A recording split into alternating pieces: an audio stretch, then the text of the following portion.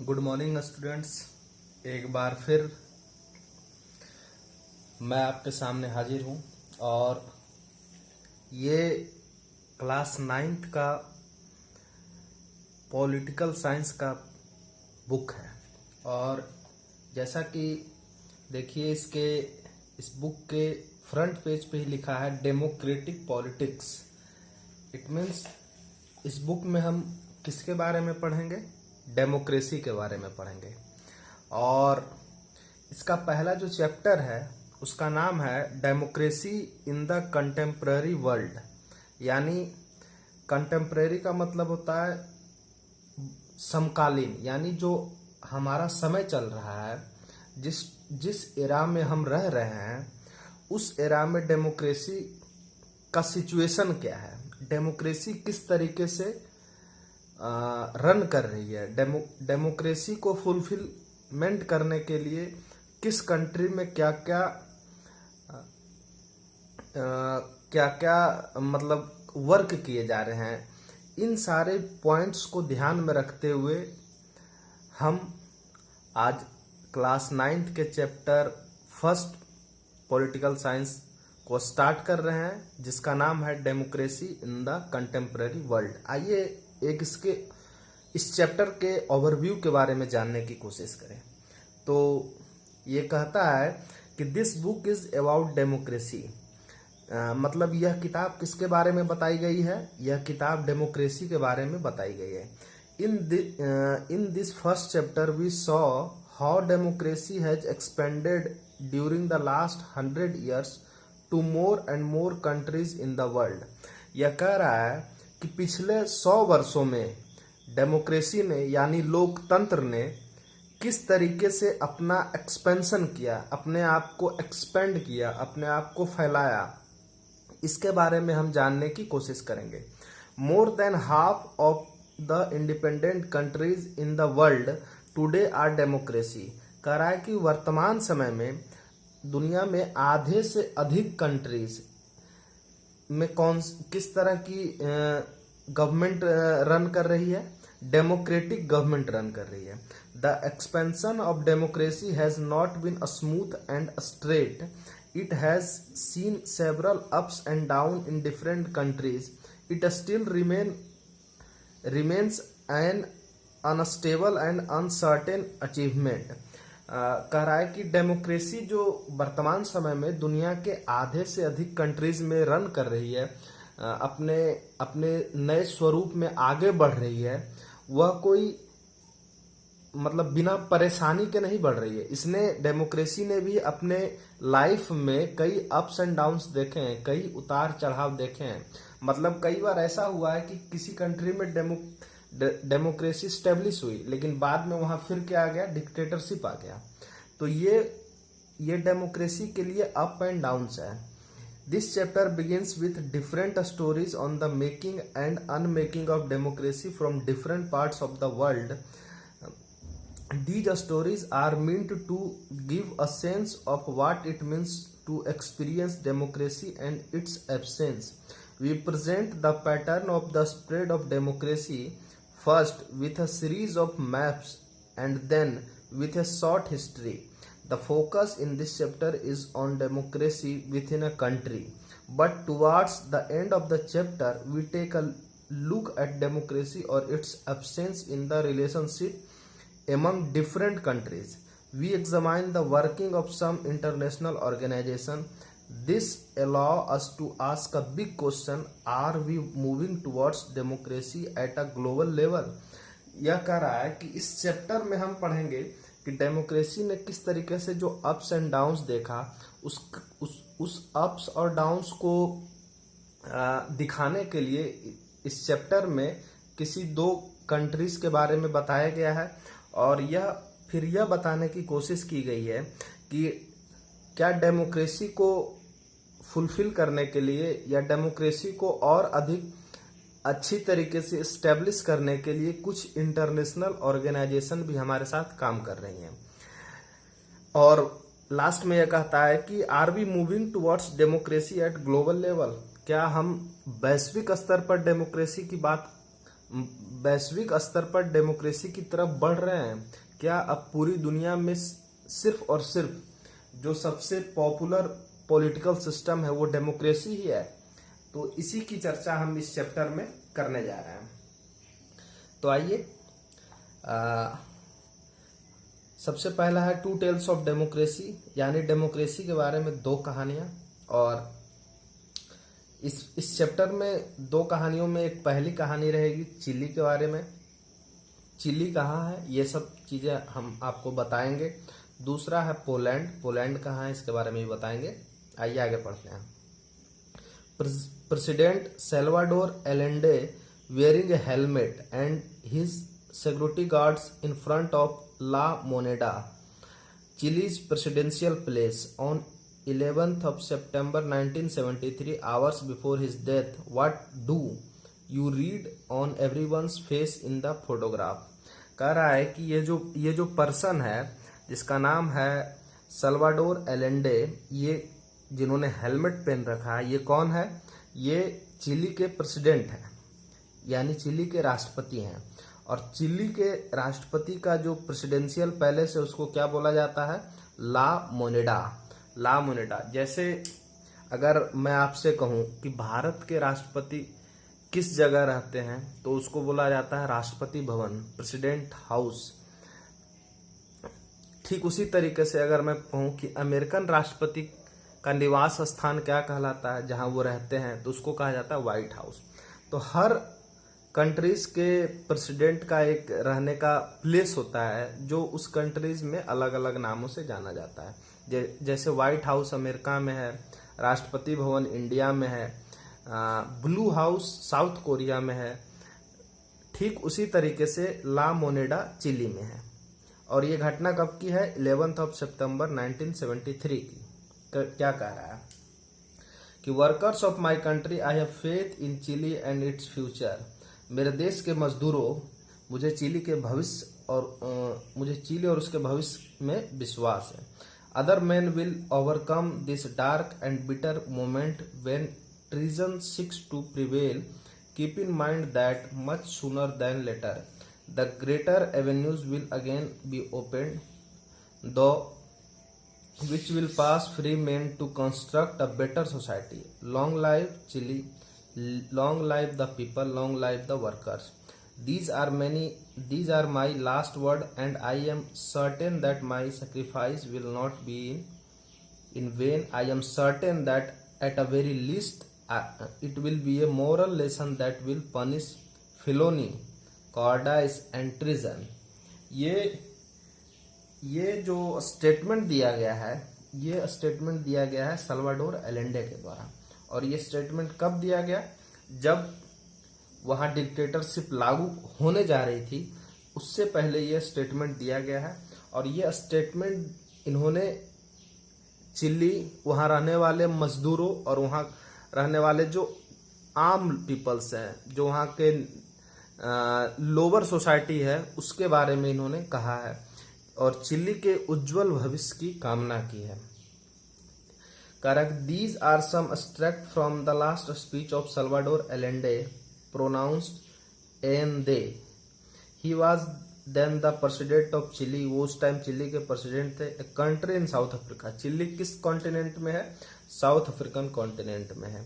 The speech was given on the morning of 11th of September 1973. ये 1973 कि morning में दिया गया स्पीच का एक पार्ट है। The day his government was overthrown by the military. और उसी दिन उनकी गवर्नमेंट को मिलिट्री ने क्या किया? ओवरथ्रोन कर दिया, यानी उनको गद्दी से हटा दिया गया। Allende was the founder leader of the Socialist Party of Chile. जो सल्वाडोर एलेंडे थे वो कौन थे? वो चिली के सोशलिस्ट पार्टी ऑफ चिली के फाउंडर लीडर थे। And led the Popular Unity Coalition to victory in the presidential election in 1970। और इन्होंने गठबंधन करके कई पार्टियों के लोगों के साथ मिलकर 1970 में राष्ट्रपति का चुनाव जीता था। After being elected the president, Allende had taken several policy decision to help the poor and workers. जब एलेंडे राष्ट्रपति बनते हैं तो उन्होंने गरीबों के लिए और जो मजदूर हैं उन लोगों के लिए कुछ डिसीजंस लिए। These included reform of the educational system, free milk of children and redistribution of land to the landless farmers. यानी इन्होंने शिक्षा को क्या कर दिया, फ्री कर दिया। बच्चों को फ्री में ये दूध मतलब बांटने का काम करते थे। और इतना ही नहीं, वैसे पीपल्स जिनके पास लैंड नहीं थी, भूमि नहीं थी, उन सारे पीपल्स को ये लैंड प्रोवाइड कराते थे। He was oppose to foreign companies taking away natural resources like copper from the country. और यह कई विदेशी कंपनियों के इस कार्य से भी नाखुश थे कि विदेशी कंपनियां जो इनके देश में नेचुरल रिसोर्सेज थी जैसे कॉपर, उसका जो ये लोग माइनिंग करके यहाँ से रॉ मटेरियल दूसरे देश लेके जाते थे, उसके भी ये खिलाफ थे। The landlords, the rich and the church oppose his policy. और इनकी पॉलिसी को किसने अपोज किया? लैंड लॉर्ड्स ने, यानी जो बड़े बड़े जमींदार थे, रिच ने, अमीर लोगों ने, और जो चर्च के लोग थे। Some other political parties in Chile also oppose his government. और चिली की जो कुछ दूसरी पार्टियां थी उन लोगों ने भी इसका विरोध किया। कह रहा है मिलिट्री कॉप ऑफ 1973, यानी 1970 में ये प्रेसिडेंट बनते हैं सल्वाडोर एलेंडे। और 1973 में एक इंसिडेंट होता है जिसमें इनको प्रेसिडेंट से इस्तीफा देना पड़ता है, ये इनको उससे हटाने की कोशिश की जाती है। Military corp of 1973। On the morning of 11th of September 1973 the military took over the seaport. The defense minister was arrested by the military when he arrived at his office. The military commander asked the president to resign. जैसे 1973 में military ने एक साजिश plan किया, एक षड्यंत्र रचा, जिस षड्यंत्र के तहत इनका यह कहना था कि हम सल्वाडोर एलेंडो को उसके प्रेसिडेंट पोस्ट से हटा देंगे। और इसके लिए उन्होंने 11th of September 1973 को एक्टिविटी भी स्टार्ट की। और सबसे पहली एक्टिविटी के तहत इन्होंने जो वहाँ के डिफेंस मिनिस्टर थे उसको अरेस्ट कर लिया। और उसके बाद जो प्रेसिडेंट हैं उनको रिजाइन करने के लिए बोला गया। एलेंडे रिफ्यूज टू रिजाइन और लीव द कंट्री। एलेंडे ने कहा कि ना ही मैं रिजाइन करूंगा और ना ही मैं कंट्री को छोड़ूंगा। But realising the danger to the country and to his life he addressed the people on the radio, part of which we read in the beginning. Allende को जब ऐसा लगा कि अब उनकी जान पे खतरा आ गया है तो उन्होंने रेडियो पे एक स्पीच दिया और उसी स्पीच का एक पार्ट शुरू में आप लोगों ने पढ़ा। Then the military surrounded the president house and started bombing it. Military जो है प्रेसिडेंट हाउस के चारों तरफ जमा हो जाती है और उसने बॉम्बार्डिंग स्टार्ट कर दी। और उसी बॉम्बार्डिंग में क्या होता है कि जो एलेंडे हैं, सल्वाडोर एलेंडे जो वहाँ के प्रेसिडेंट हैं, उनकी मौत हो जाती है। Then the military surrounded the president house and started bombing it. President Allende died in the military attack. This was the sacrifice he was talking about in his last speech. A government elected by people was overthrown by the military through conspiracy and violence. एक वैसी सरकार जो वहाँ के लोगों के द्वारा चुनी गई थी उसे ओवरथ्रोन कर दिया किसने? वहाँ की मिलिट्री ने, एक कॉन्स्पिरेसी के द्वारा यानी एक षड्यंत्र के द्वारा और हिंसा के द्वारा। What took place in Chile on 11th of September 1973 was a military coup. तो 11 सितंबर 1973 को जो इंसिडेंट होता है उसको वहाँ क्या कहा जाता है? मिलिट्री कॉप, यानी सैनिक के द्वारा या सैनिक शासक के द्वारा तख्ता पलट। कॉप में होता है तख्ता पलट, यानी जो तख्त पर बैठा व्यक्ति होता है उसको उसकी गद्दी से हटा दिया जाता है। General Augusto Pinochet pronounced Pinochet an army general led the coup. और जो वहाँ का आर्मी जनरल था जिसका नाम था Augusto Pinochet. The government of the United States of America was unhappy with Allende's rules and is known to have supported and funded activities that led to the coup. जो संयुक्त राष्ट्र America है यानी जो अमेरिका है वह Salvador Allende के government से खुश नहीं थी। देखिए उसके पीछे का कारण यह है कि अमेरिका एक कैपिटलिस्ट कंट्री है और जबकि सल्वाडोर एलेंडे चिली में सोशलिस्ट पार्टी के फाउंडर थे। तो कैपिटलिस्ट और सोशलिस्ट में हमेशा से 36 का आंकड़ा रहता है, दोनों एक दूसरे को देखना नहीं चाहते हैं। तो इसीलिए जो अमेरिकन गवर्नमेंट थी उसने जो वहाँ का मिलिट्री कॉप है जिसका नाम है ऑगस्टस पिनोसे, उसको इन लोगों ने मतलब मिलिट्री हेल्प किया, फंडेड दी, जिसके कारण ये तख्ता पलट करने में सफल होता है। Pinochet become the president of the country. Pinochet country का राष्ट्रपति बनता है and ruled it for the next 17 year, और अगले लगातार 17 सालों तक वह चिली का प्रेसिडेंट रहता है। From a government that he was elected by the people the power shifted to the military officers. एक पहले जो सरकार चुनी गई थी वो लोगों के द्वारा चुनी गई थी और उसका सारा पावर किसके पास चला जाता है? मिलिट्री ऑफिसर्स के पास।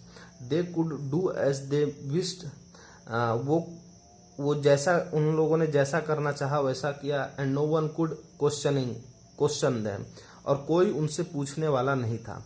दस a military dictatorship was establish in Chile, यानी चिली में अब क्या एस्टेब्लिश हो गया? मिलिट्री डिक्टेटरशिप यानी सैनिक तानाशाही। पिनोसे government tortured and killed several of those who supported Allende and those who wanted democracy to be restored।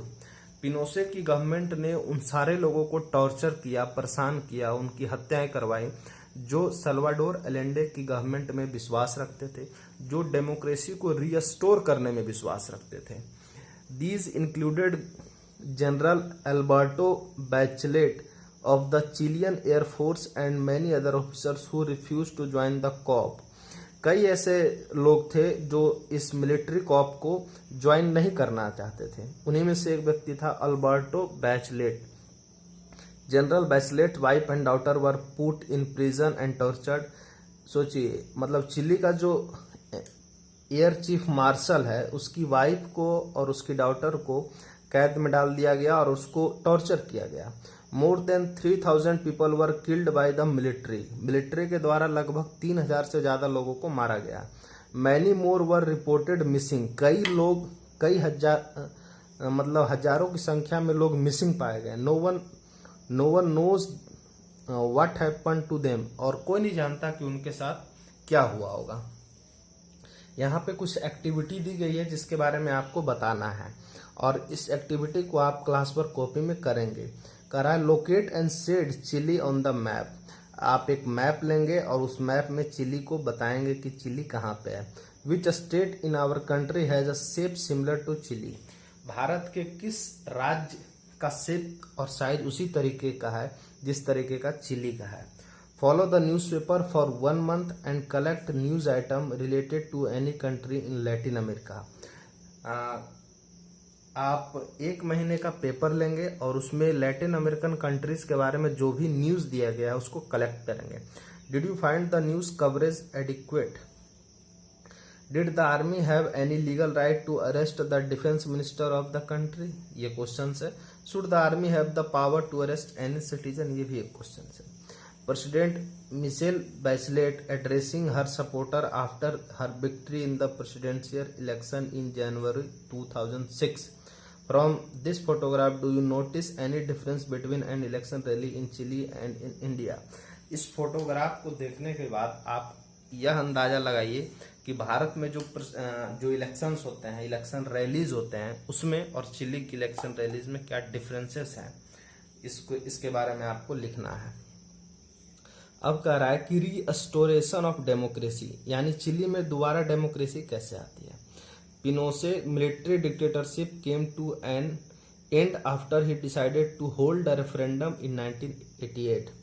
Pinochet 1973 में 1973 में वहाँ का डिक्टेटर बनता है, मिलिट्री कॉप बनता है, और 1988 में उसने एक रेफरेंडम कराया। रेफरेंडम का मतलब होता है जनमत संग्रह, और जनमत संग्रह कराया। He felt confident that in his referendum the people would say yes to his continuing his in power, but the people of Chile had not forgotten their democratic tradition.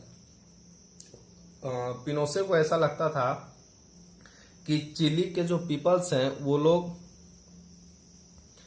उसकी गवर्नमेंट को कंटिन्यू करने के लिए referendum में support करेंगे, but chilli के लोगों ने डेमोक्रेटिक ट्रेडिशन को नहीं भूला था और उन्होंने पिनोसे के खिलाफ जाके रेफरेंडम दिया। Their vote was a decisive no to Pinochet. This led to Pinochet losing first his political and then his military powers. Pinochet को पॉलिटिकल पावर्स भी छोड़ने पड़े और मिलिट्री पावर भी छोड़ने पड़े। The hope Allende expressed in his last address was realized. Felony, cowardice, and treason were finally punished. Political freedom was restored. Since then, Chile has held 4 presidential elections in which different political parties have participated. Slowly, the army role in the country government has been eliminated. The elected government that come to power order inquiries into Pinochet rules. यानी कि जब referendum होता है तो उसके बाद कई सारी पार्टियां इलेक्शन में आती हैं। लगभग उसके बाद 4 इलेक्शन होते हैं और उसमें स्लोली कुछ रिफॉर्म्स होते हैं। और जो पिनोसे की गवर्नमेंट थी उसके द्वारा जो पिछले कंटिन्यू 17 ईयर्स में रूल किया गया, उस गवर्नमेंट की सारी जो एक्टिविटी थी उसकी इंक्वायरी कराई गई। और फिर बाद में ऐसा पता चलता है कि ये लोग काफी करप्ट भी थे और काफी ब्रूटल भी थे। These inquiries showed that his government was not only very brutal but also very corrupt. Do you remember a little reference made earlier to General Bachelet, daughter who was imprisoned and tortured along with her mother?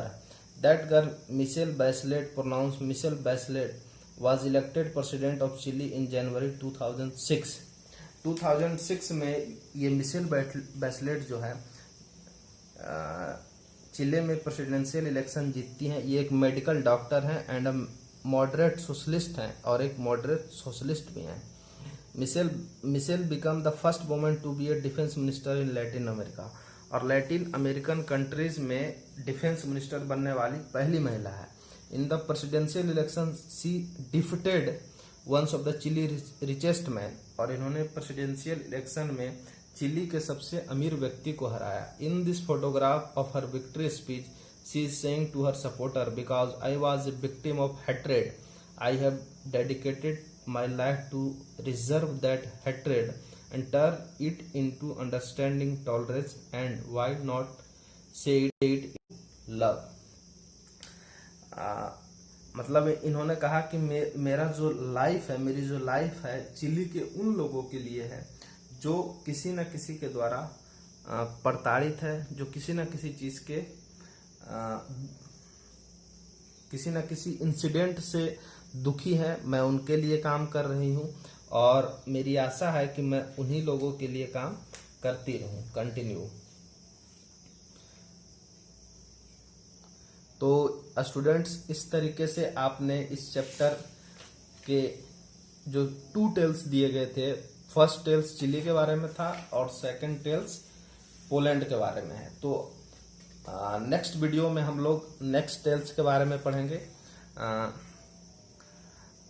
आप video को अच्छे तरीके से देखिए और आपको जो भी क्वेश्चंस दिए गए हैं उन सारे क्वेश्चंस को आपको अपनी कॉपी में करने हैं, और इसके बाद आप वीडियो को लाइक, शेयर और चैनल को सब्सक्राइब करें।